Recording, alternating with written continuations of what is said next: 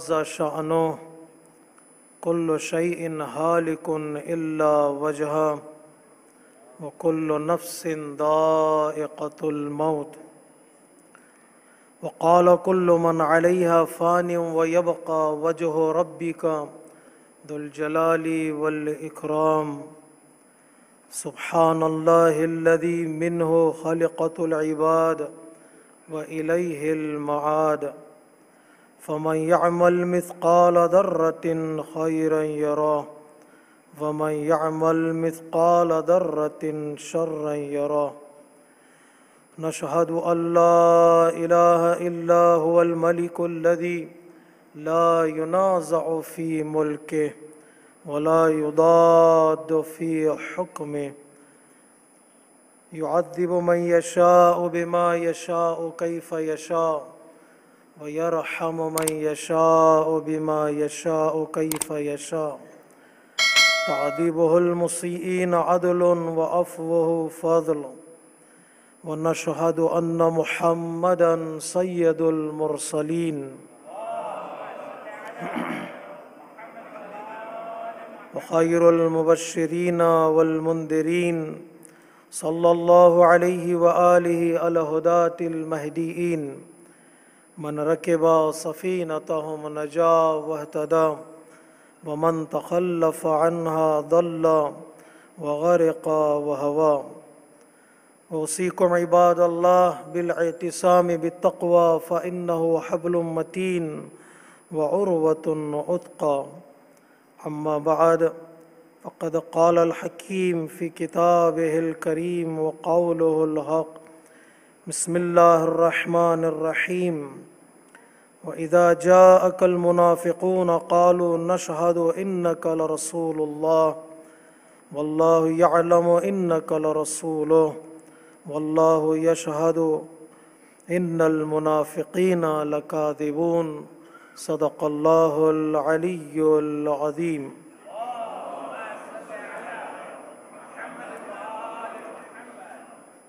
عزیزان محترم، خطبہ اول کی ابتدا میں اپنے نفس کے ساتھ ساتھ آپ تمامی حضرات کو تقوی الہی کی دعوت دیتا ہوں۔ اس دور میں یہ جاننا بہت ضروری ہے کہ ہمارا دوست کون ہے اور ہمارا دشمن کون ہے۔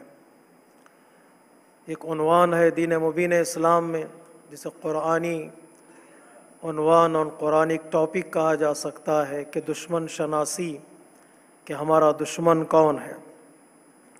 اگر ہم قرآن مجید کی مختلف آیتوں کا مطالعہ کریں تو اللہ تبارک و تعالیٰ نے ان دشمنوں کی نشاندہی کی ہے، بتایا ہے کہ تمہارا دشمن کون ہے۔ سب سے پہلا دشمن جو کھلا ہوا دشمن ہے اور قسم کھایا ہوا دشمن ہے، جس نے اللہ کے سامنے قسم کھائی ہے کہ میں لوگوں کو بہکا کے رہوں گا، لوگوں کو گمراہ کر کے رہوں گا، وہ شیطان ہے۔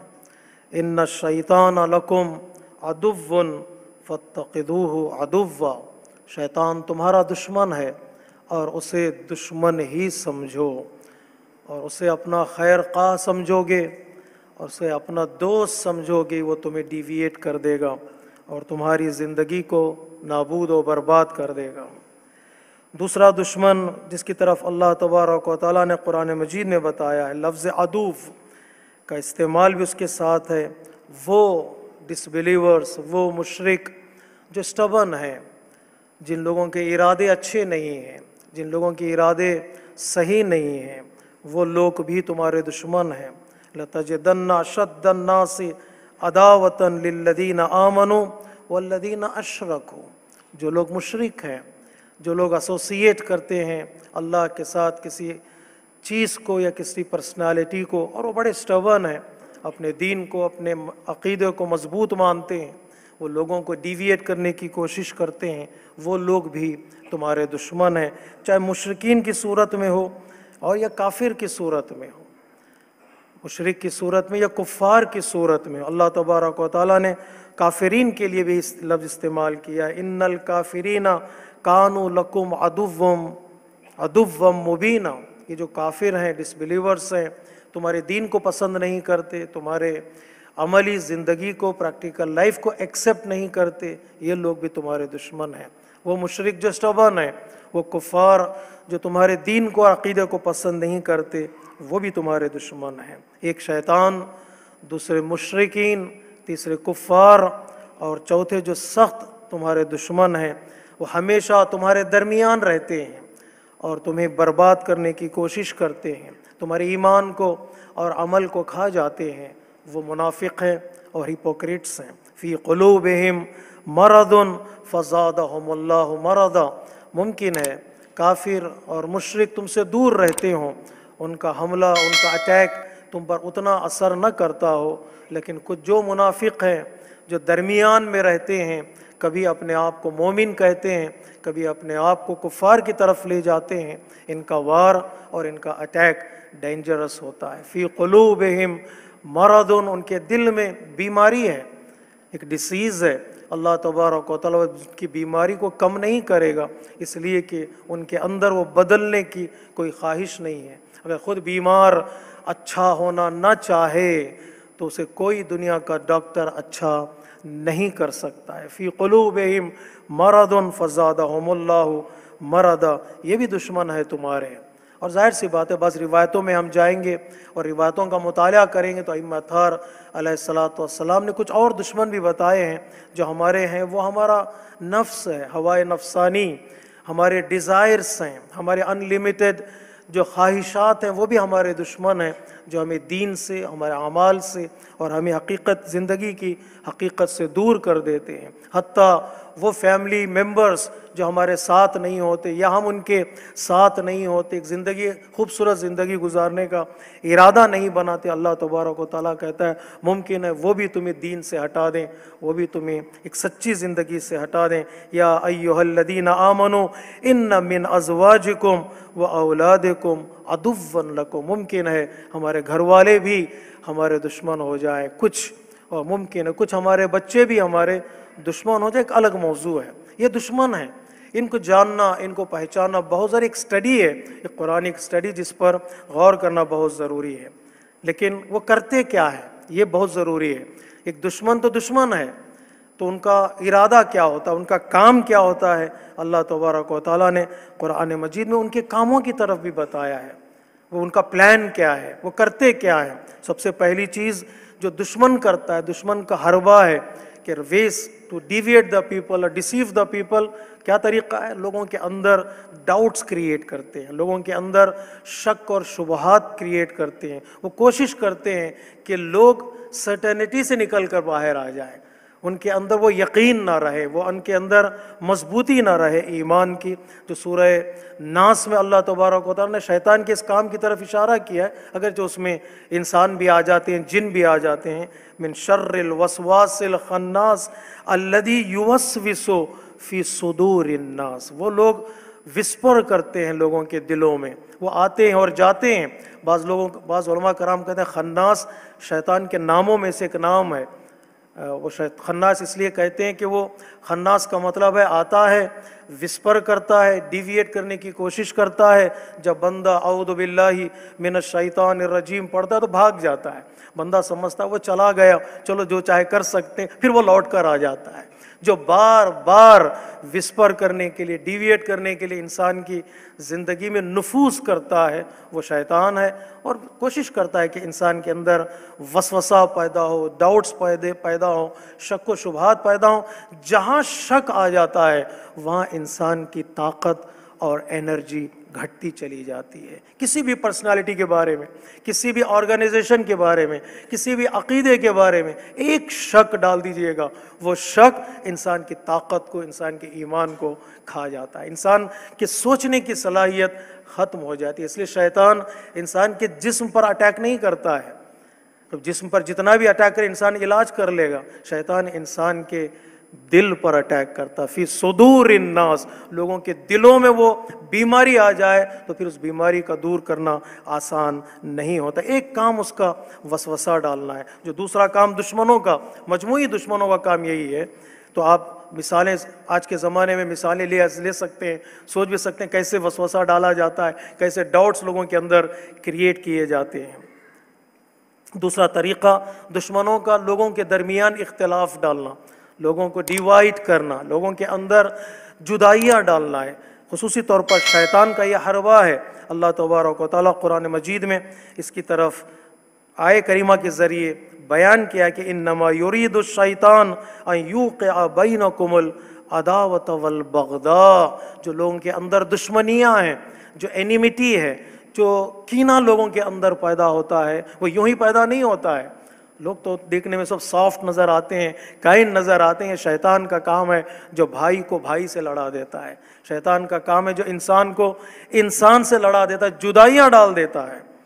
اور خصوصی طور پر جہاں گناہ ہوتے ہیں، جہاں پر لوگ مسٹیکس کرتے ہیں، سنس انجام دینے کی طرف بھاگتے ہیں، چاہے جوئے میں ہو، چاہے شراب میں ہو، چاہے ڈرگس میں انوالو ہونے کی کوشش کرتے ہیں، وہاں پر شیطان کا اٹیک زیادہ ہوتا ہے، وہاں پر شیطان طاقتور بن جاتا ہے۔ اب آسان ہے ان کو آپس میں لڑا دو، اب آسان ہے ان کے اندر جدائیاں ڈال دو۔ حتیٰ بڑے بڑے جو سپر پاورز گزرے ہیں تاریخ میں، جن کو سپر پاور کہا جا سکتا ہے، جیسے فرعون ہے، نمرود ہے، یا حامان، قارون، یہ جتنے بھی گزرے ہیں، ان کا کام ہی یہ تھا کہ لوگوں کو لڑاؤ، لوگوں کے اندر ڈفرینسز ڈال دو، لوگوں میں بانٹ دو، لوگوں کو کلر کے عنوان سے بانٹو، لوگوں کو زبان کے عنوان سے بانٹو، لوگوں کو لہجے کے عنوان سے بانٹو۔ یقیناً دیکھیے گا تو شیطان کا کام کیا ہوتا ہے، بڑی طاقتوں کا کام کیا ہوتا ہے۔ اگر لوگ بٹیں گے نہیں تو بڑی طاقت نہیں بن سکتی ہے۔ ان فرعون علا فی الارض، فرعون نے زمین پر غرور کیا، تکبر کیا، وہ ایروگنٹ ہو گیا، اور کیا کیا اس کے بعد؟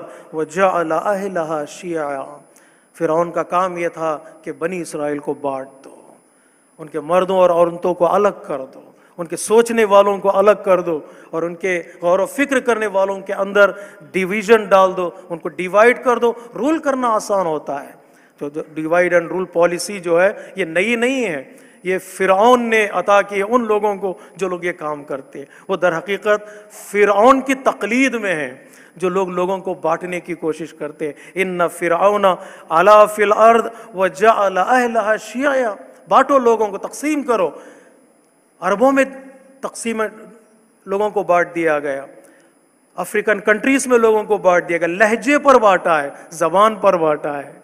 کیا بحرینیوں کا لہجہ فلسطینیوں سے ملتا ہے؟ چونکہ ملتا نہیں ہے تو ان کو اصلی حقیقی معنی میں عرب ہی تصور نہیں کیا جاتا، ان کو عرب ہی نہیں مانا جائے۔ کیوں نہیں مانا جائے گا؟ ہمارا لہجہ، ہماری زبان، ہماری تہذیب ان سے نہیں ملتی، جو ہماری ہے وہ ان کے پاس وہ تہذیب نہیں ہے۔ اللہ تبارک و تعالیٰ نے قرآن مجید میں اس کی طرف بھی اشارہ کیا ہے۔ جو چوتھا طریقہ ہے جو آج کے زمانے میں دیکھنے میں ملتا ہے، وہ چوتھا طریقہ ہے کہ آپ روانی جنگ، سائیکالوجیکل جو وار ہے، نفسیاتی جنگ ہے، اس کو کریٹ کیا جاتا ہے۔ یہ دشمنوں کا کام ہے۔ اللہ تبارک و تعالیٰ نے اس کی طرف بھی قرآن مجید میں اشارہ کیا ہے۔ جھوٹ بولتے ہیں، جھوٹ کا سہارا لیا جاتا ہے۔ کبھی کبھار پہلے زمانے میں جھوٹ بولا جاتا تھا، جھوٹ لکھا جاتا تھا، آج کے زمانے میں جھوٹ بنایا بھی جاتا ہے، جھوٹ کو فلمائز کیا جاتا ہے، جھوٹ کی ایک پکچر بنائی جاتی ہے، اس کے پیچھے ذہنیں لگی ہوئی ہیں، اس کے پیچھے کئی لوگ لگے ہوئے، کس طرح ایک جھوٹ کو پیدا کیا جائے اور اس جھوٹ کو پانی دیا جائے اور اس جھوٹ کو عام کر دیا جائے۔ یہ منافقین کا کام ہے۔ یقیناً قرآن مجید کہتا ہے یہ اپنے عقیدے میں بھی جھوٹ بولتے ہیں، اپنے ایمان میں بھی جھوٹ بولتے ہیں، جب بات عمل کی آتی ہے تو جھوٹ بولتے ہیں۔ اذا جاءک المنافقون قالوا نشہد انک لرسول اللہ، اے رسول جب یہ آئے آپ کے پاس وہ گواہی بھی دیں، کلمہ بھی پڑھیں، سمجھ جاؤ یہ کلمے میں بھی جھوٹ بول رہے ہیں، یہ کلمے بھی جھوٹ بول رہے ہیں۔ دیکھیے آج کی دنیا میں کیا ہو رہا ہے، کتنی دنیا تقریباً اس قرآن کی آیت کے ذیل میں ہم اس دنیا کو اسٹڈی کر سکتے ہیں۔ کتنا جھوٹ بولا جا سکتا ہے ایک کمیونٹی کے بارے میں، کتنا جھوٹ بولا جا سکتا ہے ایک ملک کے بارے میں، کتنا جھوٹ بولا جا سکتا ہے ایک آرگنائزیشن کے بارے میں، تو ایک انسان تصور بھی نہیں کر سکتا کیا یہ بھی ممکن ہے کہ اتنا بھی جھوٹ کوئی بولا جا سکتا ہے کہ جھوٹ خود شرمندہ ہو جائے۔ قرآن کہتا ہے ہاں جب عقیدے میں، ایمان میں جھوٹ بولا جا سکتا ہے تو کیا ایک کلپ بنانے میں آدمی جھوٹ نہیں بولے گا؟ تو یہ اسی جھوٹ کے سہارے سے لوگ دوسرے لوگوں کو برباد کرنے کی کوشش کر رہے ہیں۔ آج کی دنیا بھی اسی کا سہارا لے رہی ہے۔ اتنی منافق ہو گئی ہے دنیا کہ فیصلہ جب کرنے پہ بات آتی ہے تو اپنا مفاد دیکھا جاتا ہے، اپنا مطلب دیکھا جاتا ہے، اپنا فائدہ دیکھا جاتا ہے۔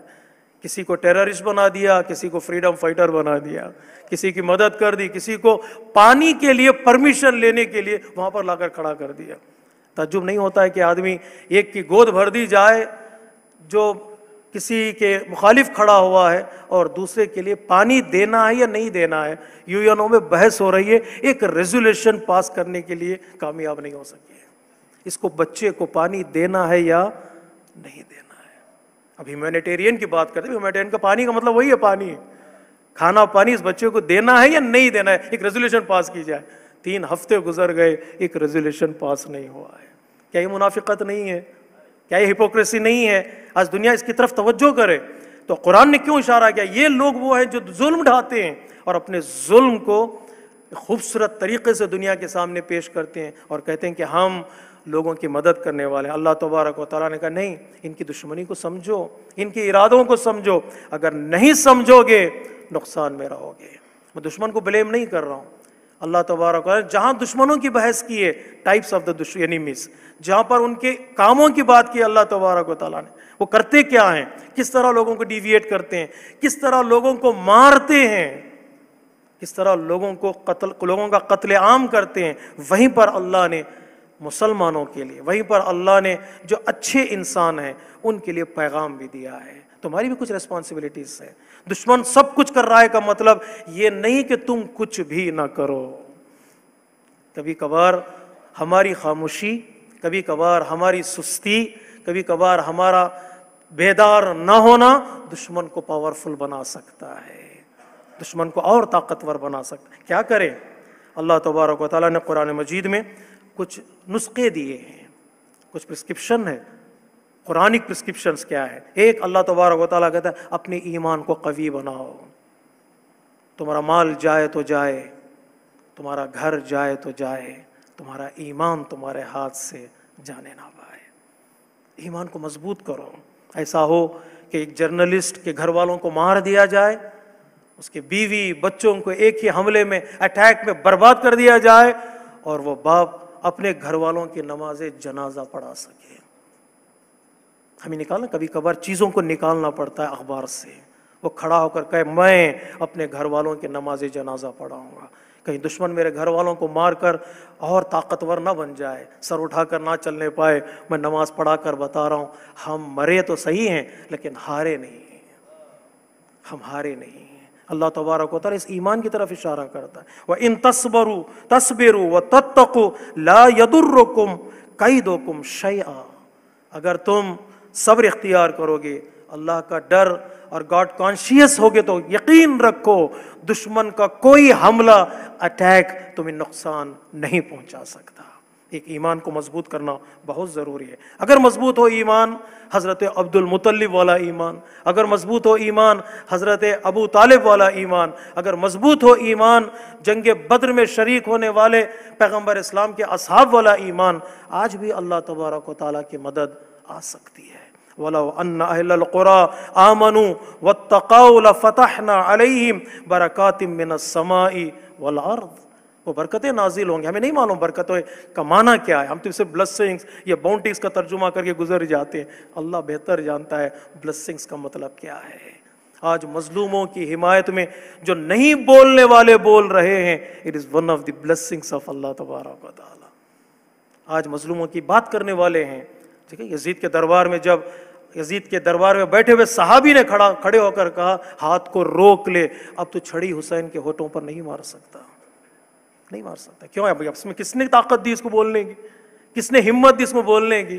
یہ بلیسنگز آف اللہ تبارک و تعالیٰ ہے۔ انسان کے اندر وہ ہمت پیدا ہوتی ہے، وہ ہمت اور وہ طاقت جو پیدا ہو رہی ہے حق بولنے کی، حق والوں کا ساتھ دینے کی، یہ ایمان کی مضبوطی کا نتیجہ۔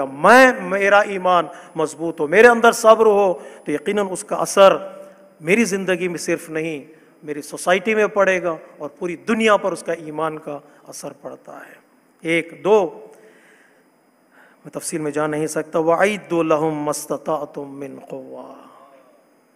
پریپریشن تمہارے اندر بھی مسلمانوں ہونا چاہیے، تیاری ہونی چاہیے۔ سفر پہ جانے سے پہلے اپنے جیب چیک کر لے تو کتنا پیسہ ہے، نہیں؟ کارڈ چیک کر لے تو یہ کارڈ کام آئے گا کہ نہیں آئے گا، کتنی دور جانا ہے، کتنے دنوں تک جانا ہے، پوری تیاری کر لیتے ہو۔ اگر دشمن کی طرح تم تیار نہیں ہوئے، نقصان میں رہو گے۔ اگر تیار ہیں، ساتھ نہیں دیا، نقصان میں رہو گے۔ وَأَعِدُّوا لَهُمْ مَا اسْتَطَعْتُم مِّن قُوَّةٍ، آپ اس کو ایکسپینڈ کر سکتے ہیں، ڈیٹیل میں جا سکتے ہیں۔ اور تیسرا جو عنوان ہے آج جو ہمیں یہ چیز نظر آتی ہے وہ یہ کہ دشمن کے اتنے دوست نہ ہو جانا کہ اپنا سب کچھ دشمن کو بتا دو، جب وہ دشمنی کرنے پہ آئے تو پچھتانا پڑے گا۔ بات دشمن سے نارملائزیشن کی جب بات کرتے ہو، ایک ٹیبل پر بیٹھ کر کھانے کی بات کرتے ہو، اپنے ملک کا ایک حصہ ان کے حوالے کر دیتے ہو، اپنے بزنسز کو، اپنے پلاننگ کو، اپنے اسٹریٹجی کو ان کے حوالے کر دیتے ہو، یقین مانیے جب کمزوری کا تمہارے دشمن کو پتہ چلے گا تو پھر تم دشمن کے مقابل میں کھڑے نہیں ہو سکتے، کھڑے نہیں ہو سکتے۔ دشمن کے لیے اتنا بھی دروازے نہ کھول دو کہ وہ ہر دروازے سے تمہاری زندگی میں داخل ہونا شروع ہو جائے۔ اس آیہ کریمہ ہے، یا ایھا الذین آمنوا لا تتخذوا الذین اتخذوا دینکم ہزوا ولعبا، تمہارے دین کا مذاق اڑانے والے وہ لوگ، تمہارے مکتب کا مذاق اڑانے والے لوگ کیا ہو گئے مسلمان، کیوں نہیں آ رہے ہیں؟ میں تو ہمیشہ جملہ کہتا ہوں، معذرت چاہتا ہوں، آپ تھکے ہوئے ہیں، دعا کر کے آئے ہیں۔ انہوں نے دور کے یوکرین کو اپنا قریب بنا لیا، تم نے قریب کے اپنے ملک کو اتنا دور کر دیا کہ ان کے سلام کا جواب دینے کے لیے تیار نہیں ہو، جواب دینے کے لیے بھی تیار نہیں ہے۔ تمہارا اپنا قریب ہے نا، Ukraine part of the NATO نہیں ہے، بنائیں گے، فیوچر میں بنائیں گے، اپنا حصہ بنائیں گے، انہوں نے قریب کر لیا اس کو۔ تمہارے تو علاقے میں ہے، تمہارے باؤنڈری ان سے لگی ہوئی ہے، تمہاری دیوار سے دیوار ملی ہوئی ہے مسلم کنٹریز کی، فلسطین سے، اور تم نے اس کو اتنا دور کر دیا، وہ سلام بھی کرے تو تمہیں آواز نہیں پہنچتی ہے، وہ گریا بھی کرے تو تمہیں ان آواز نہیں پہنچ رہی ہے۔ اتنے بھی بے تکلف نہ ہو جاؤ دشمنوں کے ساتھ کہ وہ تمہارا مذاق اڑائیں، تمہیں موک کریں۔ من الذین اوتوا الکتاب من قبلکم والکفار اولیاء، اتنے بھی دوست نہ بنا لو کہ وہ تمہارا مذاق اڑائے اور تمہارا سب کچھ ان کو بتا دو، نقصان میں رہو گے، نقصان میں رہو گے۔ اللہ تبارک و تعالیٰ نے خوبصورت طریقے سے بتایا۔ میں بتا دوں معذرت چاہتے ہوئے، ایک چوتھی چیز جس کی طرف اللہ نے اشارہ کیا، یا ایھا النبی جاہد الکفار والمنافقین واغلظ علیہم، تمہاری ذمہ داری، اگر انہوں نے شہروں سے نکالا ہے، گھروں سے نکالا ہے، تمہاری ذمہ داری کیا ہے؟ تمہاری ذمہ داری کیا ہے؟ اس کی طرف خاص توجہ کرنا بہت ضروری، ورنہ دشمن دن بدن طاقتور ہوتا چلا جائے۔ ایک سٹڈی ہے، ہماری یوتھ اس کو سٹڈی کریں، ہو از مائی اینیمی، اور اینیمی، ان کا پلان کیا ہے، ان کا پلاٹ کیا ہے۔ جب جان لیں گے، تیاری کریں گے، یقین مانیے اللہ تبارک و تعالیٰ کی مدد بھی ہمارے ساتھ ہوگی۔ ان احسن الحدیث وابلغ الموعظہ کتاب اللہ، بسم اللہ الرحمن الرحیم، والعصر ان الانسان لفی خسر الا الذین آمنوا وعملوا الصالحات وتواصوا بالحق وتواصوا بالصبر۔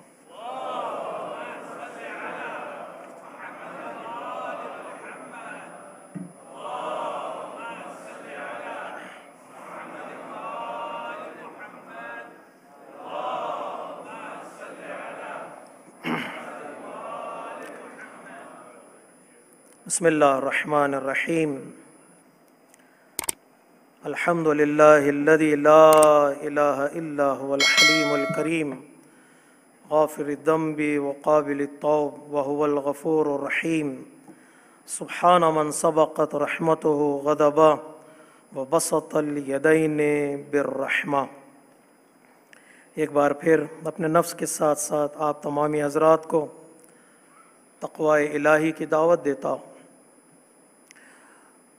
جاہلیت عرب میں بیفور اسلام لوگ اپنی بچیوں کو زندہ دفنا دیتے تھے، بیبی گرلز کو زندہ الائیو زمین میں گاڑ دیتے تھے۔ پیغمبر اسلام کے زمانے میں اصحاب آتے تھے جنہوں نے اپنی بچیوں کو دفن کیا، کچھ لوگ توبہ کرتے، کچھ لوگ روتے، آنسوں بہاتے۔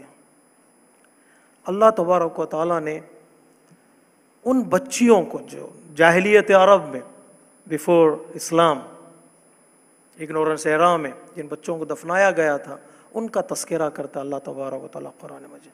یعنی یہاں ریلیجن کی بات نہیں ہے، مذہب کی بات نہیں ہے.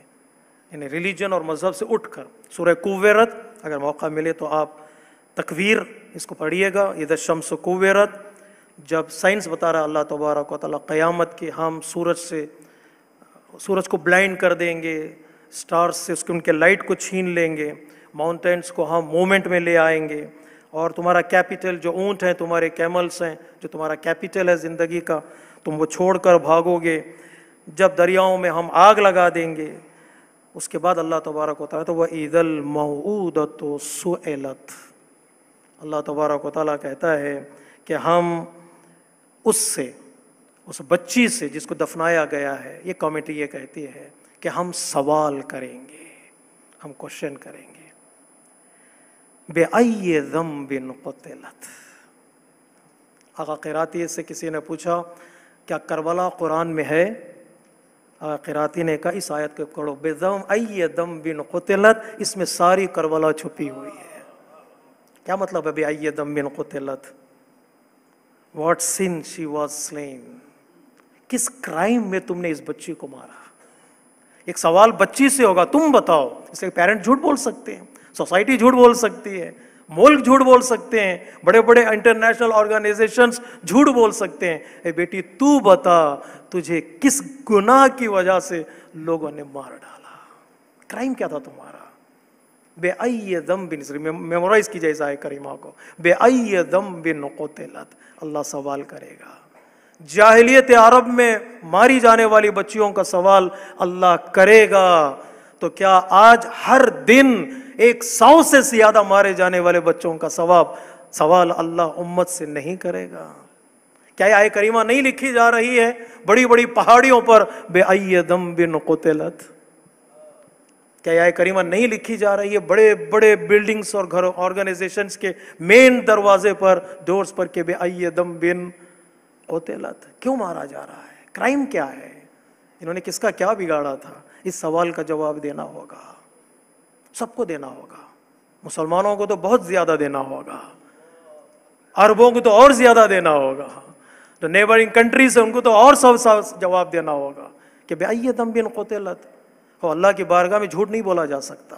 وہاں یہ کفر و شرک و نفاق و یہ ساری چیزیں وہاں پر کام انسان کے نہیں آئیں گے. انسان دل سے بولے گا کیوں دفنایا گیا، کیوں مارا گیا، کیوں بچوں کے ٹکڑے ٹکڑے کیے گئے. یہ نئی بات نہیں ہے. میں نہیں، بعض لوگ سوال کرتے ہیں آج کیوں ہو رہا ہے، میریکلز کیوں نہیں ہوتے. یہ نئی بات نہیں ہے میرے عزیزو. فرعون نے ایک موسیٰ کو مارنے کے لیے 70,000 بچوں کو مارا ہے. ایک موسیٰ کو مارنے کے لیے 70,000 چلڈرنز کو اس نے مار ڈالا. نمرود نے بچوں کو مارا، آگ میں پھینکا. آج بچوں کو مارا جا رہا ہے. ان سے بھی پوچھا جائے گا. اور آج جو ہم دیکھ رہے، فرق کیا ہے صرف ہسٹری میں، ہسٹری ول ریپیٹ. ہسٹری میں فرق کیا ہے؟ وہ ہم پڑھتے تھے. آج کیا ہو رہا ہے؟ آج ہم دیکھ رہے ہیں.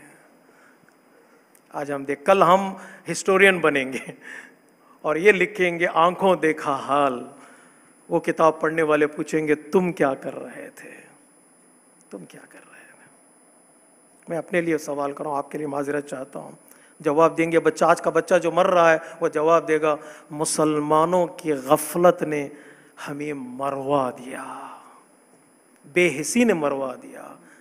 75 ایئرز گزر گئے، کسی نے ہمارے لیے ایک دکان تک نہیں کھولی، کسی نے ہمارے لیے ایک گلاس پانی کا تک نہیں بھیجا. سوال کیا جائے گا. یقین میں آپ کو غمزدہ نہیں کر رہا ہوں. آپ کہیں گے مولانا آپ نے ہمیں مایوس کر دیا. میں صرف احساس جگا رہا ہوں، آپ کا فیلنگز جگائے، ایموشنز جاگیں کہ ہمیں ہمارے حق میں ہم جو کر سکتے ہیں وہ کریں. دعا سے لے کر، تیاری سے لے کر، ایڈ سے لے کر، جو کچھ ہم کر سکتے ہیں یہ ہماری ذمہ داری ہے. لیکن حالات ایسے نہیں رہیں گے. فرعون نے 70,000 بچوں کو مارا، کیا کامیاب ہو گیا؟ یہ میرا سوال تھا. گھبرائیے نہیں، امید رکھیے گا. 70,000 بچے مارا اس نے، قتل کیا، کیا وہ کامیاب ہو گیا؟ انہی 70,000 بچوں کے درمیان سے موسیٰ نکلے، بچے بھی، قیام بھی کیا. سپر پاور جو وقت کا تھا اس کی حکومت کو پانی میں ڈبو دیا. اور اللہ تبارک و تعالیٰ کہتا ہے ہم غرق کریں گے، ڈراؤن کریں گے پانی میں، ایک بچے کو تمہارے ہی حکومت میں تیار کریں گے۔ امید ہے، ہوپ ہے، ظلم کا انجام ہمیشہ برا ہوگا، ظلم کا انجام ہمیشہ برا ہوگا۔ وہ ڈراؤن ہوں گے، آج نہیں تو کل، کل نہیں تو پرسوں۔ خدا کی بارگاہ میں دیر تو ہو سکتی ہے لیکن اندھیر نہیں ہے۔ وہ ڈراؤن کرے گا، صرف ایک آزمائش ہے، ایک ٹیسٹ ہے، ایک ٹائم ہے جسے ہمیں گزارنا ہے۔ مسلمانوں کی وہ یقین ہے کہ وہاں سے وہ موسیٰ نکلے، جیسے ہمارے اسکالرز نے ابھی پروگرام سے پہلے تقریروں میں کہا، شاید آج کے اس ظلم کے دور میں ایک وقت کا موسیٰ بھی قیام کرے۔ ساری نگاہیں اس پردے پر ہیں کہ مولا اب وقت ہے آپ کے ظہور کا، ہمارے لیے وقت ہے، پتہ نہیں وہ بہتر جانتے ہیں۔ اللہ قرآن مجید میں کئی مقامات پر کہا ہے تم نعمتیں مانگو ہمارے لیے، ہمارے پاس نعمت کب دینا ہے ٹائم فکس ہے، وہ اللہ کے ہاتھ میں ہے۔ ایون پنشمنٹ مانگی ہے لوگوں نے، پتہ ہے آپ کو قرآن مجید میں بعض امتوں نے پنشمنٹ مانگی، اللہ where is the punishment, where is the punishment? اللہ تبارک و تعالیٰ نے کہا پنشمنٹ کا بھی ہمارے پاس ایک ٹائم فکس ہے، اجل مسمى، وہ ٹائم ہم نہیں بدلیں گے۔ جب آئے گی پنشمنٹ تو بغتتاً اچانک آئے گی، وہ آئے گی تو پھر اس کے لپیٹ میں آؤ گے تو لا یستاخرون ساعۃ ولا یستقدمون۔ کب پنشمنٹ آئے گی ہم دعا کر سکتے، ہاتھ اللہ کے ہاتھ میں ہے، لیکن جب دل ٹوٹتا ہے تو مضطر ہونا پڑے گا۔ جب ہم مضطر ہوں گے اللہ کی بارگاہ میں کہیں گے پروردگار اس وارث کو، اس امام عادل کو جو عدل و انصاف پھیلانے والا ہے، لوگوں کی زندگیوں کو بچانے والا ہے، لوگوں کو سکون اور اطمینان عطا کرنے والا ہے، تو نے کہا ہے کہ میں آخری حکومت اس کے ذریعے سے قائم کروں گا، عدالت والی، جسٹس والی حکومت۔ اے پروردگار آج ہم نماز جمعہ میں بیٹھ کر تیری بارگاہ میں دعا کر رہے ہیں، اس امین عالم کا ظہور فرما۔ آج بھی وہی حالات ہیں جو پہلے تھے، اور حالات بدلے نہیں ہیں بلکہ اور سخت ہو گئے۔ ساری دنیا متحد ہے، ساری دنیا یونائٹڈ ہے۔ کس بات پر یونائٹڈ ہے؟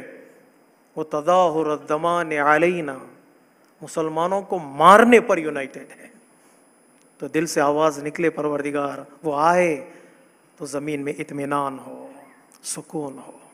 انا نرغب الیک فی دولت کریمہ، ہمارے اندر امید ہے، وہ ہوپ ہے کہ وہ آئیں گے، ایک ایسی حکومت قائم کریں گے جو کریم حکومت ہوگی، کسی پر ظلم نہیں ہوگا، کسی پر ستم نہیں ہوگا۔ اور اس حکومت کے سائے میں ایک ایسی حکومت ہوگی جس میں دیندار، دین والے، مذہب والے، مکتب والے سرخرو ہوں گے، عزیز ہوں گے، لیکن جو لوگ کافر ہیں، منافق ہیں، وہ ذلیل ہوں گے۔ آخر دعا میں یہی کہتے پروردگار ان کے ذریعے سے سب کچھ ہوگا، لیکن وہ حکومت بھی ہے تو تیرے اختیار میں ہے، بیدک الخیر انک علی کل شیء قدیر، تیرا ارادہ ہو تو سب کچھ بدل سکتا ہے۔ اگر امتحان ہمارا لے رہا ہے پروردگار، کہیں ہم سے خطا ہوئی ہے، میں نے روزانہ نماز جماعت میں مغربین کے درمیان میں نے اشارہ کیا تھا، اگر ہم سے خطا ہے، ممکن ہے کبھی کبھار ہم سے بھی خطا ہو جاتی ہے، we are not united, we were not united, ہم بیدار نہیں ہوئے، دیر سے جاگے، تو کبھی کبھار وہاں بھی دعا کرنی پڑتی ہے پروردگار نصرت تو تیرا وعدہ ہے تو نہ ہماری کامیابی ہمیں عطا کرے گا، کہ اتنی دیر نہ ہو جائے ہمارے گناہوں کی وجہ سے، پروردگار تو ہمارے گناہوں کو معاف فرما۔ ربنا اغفر لنا ذنوبنا واسرافنا فی امرنا وثبت اقدامنا at the end وانصرنا علی القوم الکافرین۔ امام زمانہ کے ظہور کے لیے اور آپ کے اسلامی اور عدالت والی حکومت کے قیام کے لیے صلوات پڑھیں محمد و آل محمد۔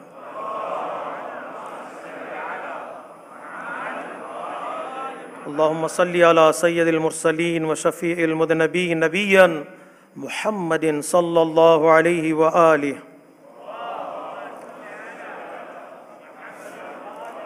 وعلى امام المسلمین وقائد الغر المحجلین امیر المؤمنین علی ابن ابی طالب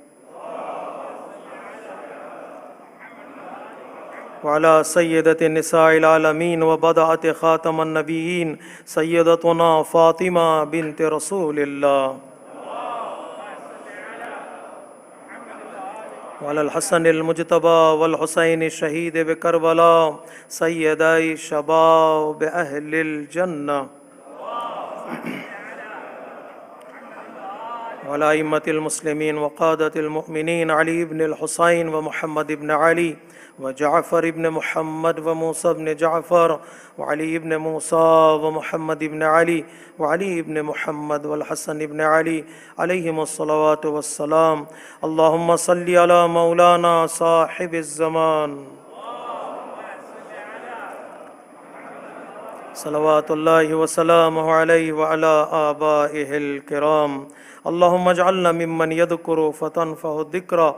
إن الله يأمر بالعدل والإحسان وإيتاء ذي القربى وينهى عن الفحشاء والمنكر والبغي يعظكم لعلكم تذكرون. إن أحسن الحديث وأبلغ الموعظة كتاب الله. بسم الله الرحمن الرحيم. قل هو الله أحد الله الصمد لم يلد ولم يولد ولم يكن له كفوا أحد.